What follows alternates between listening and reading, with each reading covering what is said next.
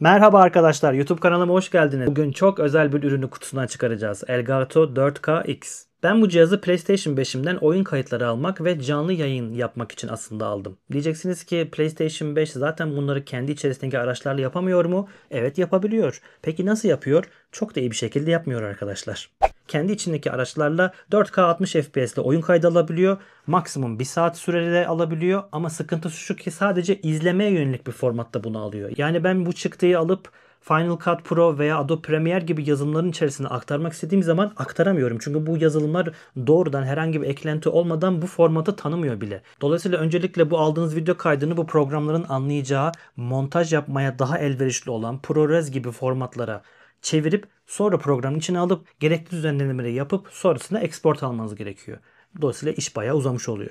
Canlı yayına sıra gelirsek PlayStation bu sefer çözünürlüğünü daha da aşağı düşürüyor. Maksimum 1080p çözünürlükle 60 kare kayıt yapıyor. Diyeceksiniz ki bu yeterli ama ne yazık ki o kadar düşük bitrate ile bunu yapıyor ki belki saniyede 4 ile 5 megabit'i aşmayan bir bitrate ile yayını yapıyor ve özellikle hızlı aksiyon oyunlarında, FPS oyunlarında çamur gibi bir görüntü elde ediyorsunuz. Bakınız kanalımdaki Battlefield 6 beta canlı yayınları. İşte Elgato 4X tam olarak burada devreye giriyor. Sizi 4K çözünürlükte 60 FPS'te hatta isterseniz 120 FPS'te HDR desteğiyle beraber ultra düşük gecikmeyle ve video düzenleme yazılımlarıyla tam uyumlu onların istediği formatlarda bu kayıtları alıp hem düzenlemenizi hem de çıktı alırken kısa sürede çıktı almanızı sağlayan bir formatta kayıt alıyor. Kısacası bir capture kartının sunduğu bütün esnekleri sunuyor arkadaşlar. Yayıncı bilgisayarınız vardır, ona takıp oradan kaydı alırsınız. İsterseniz Xbox Series X'iniz, Series S'iniz vardır veya başka bir el konsolunuz vardır, ondan kayıt almak istiyorsunuz. Sonuçta istediğiniz HDMI çıkışı olan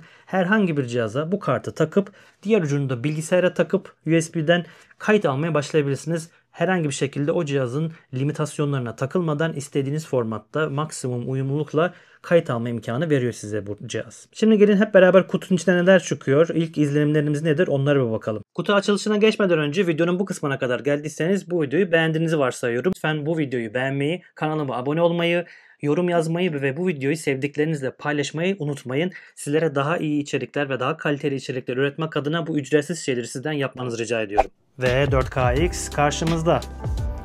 Gayet minimalist bir kutusu var arkadaşlar. Hemen yukarıdan kutuyu açmaya başlıyorum. Burada ufak bir açma yeri yapmışlar zaten. Evet ama başarısızlıkla sonuçlanıyor açma girişimlerim. Hemen şöyle bir ayar çekip üstten kutuyu serbest bırakıyoruz. Uslu davranamayacağım. Şunun yardımıyla arkadaşlar şöyle bir çizik atıyoruz buraya. Kutuyu yine açamıyoruz. Ve böylece alt çatamızın yardımıyla kutuyu açıyoruz arkadaşlar. Evet, kutumuzu artık kenara alabiliriz. Bunu da kenara atalım. Evet, gayet gene minimalistik bir iç kutu. Ve içerisinden ufak bir hızlı başlangıç kılavuzu çıkıyor. Nasıl kullanacağımızı burada bize hızlıca anlatmış. İşte bilgisayara tak, USB'den konsoluna bağır, sonra televizyonuna da çıkış ver bunun üzerinden. Nasıl bizim kullanacağımızı bize kısaca anlatıyor aslında. Ve işte show'umuzun artisti karşımızda Elgato 4KX arkadaşlar. Gayet ufak. Böyle hiç bu alet bu işleri yapabilir mi lan? 4K 60, 4K 120 Hz. Bir de üstüne üstlük HDR kaydı yapabilir mi? Dettirmiyor. Boyundan beklenmeyecek özelliklere sahip bir cihaz arkadaşlar. Gördüğünüz gibi. Hemen kenara alıyoruz. Yine bir asla okumayacağımız kullanıcı kılavuzu. Hemen atıyoruz bunu da. Ve sonrasında gelelim içerisinden muhtemelen yüksek kaliteli bir HDMI kablosu çıkacak. Aynen öyle.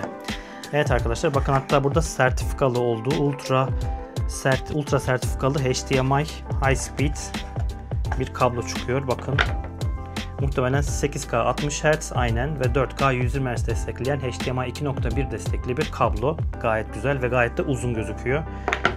Ve sonrasında da içerisinden bir adet Type-C kablo çıkıyor. Bunu buraya takıp diğer ucunda bilgisayarınıza takıp bilgisayarınıza kayıt alabiliyorsunuz. Sonrasında buraya gelirsek HDMI in ve HDMI out'ları var. HDMI in'e yakalamak istediğiniz aygıtın HDMI kablosunu takıyorsunuz. Out'u da televizyonunuza gönderiyorsunuz arkadaşlar. Yani buraya PlayStation'ınızı, Xbox'ınızı veya oyun bilgisayarınızı, buraya da televizyonunuza giden kabloyu takıyorsunuz ve kayda başlıyorsunuz arkadaşlar. Bu bir kutu açılışıydı. Dolayısıyla çok daha fazla detayına girmeyeceğim. Bu ürünü bir sonraki oyun kaydımda aktif bir şekilde kullanacağım arkadaşlar. Sizlere o kaydı yaptıktan sonra deneyimlerimi aktaracağım ve sonrasında detaylı bir inceleme veya kullanıcı deneyimi videosu yayınlayacağım. Bu cihazla ilgili bir sonraki videomda sizlere daha detaylı deneyimlerimi aktaracağım. O videoya kadar tekrar görüşmek üzere. Hoşça kalın.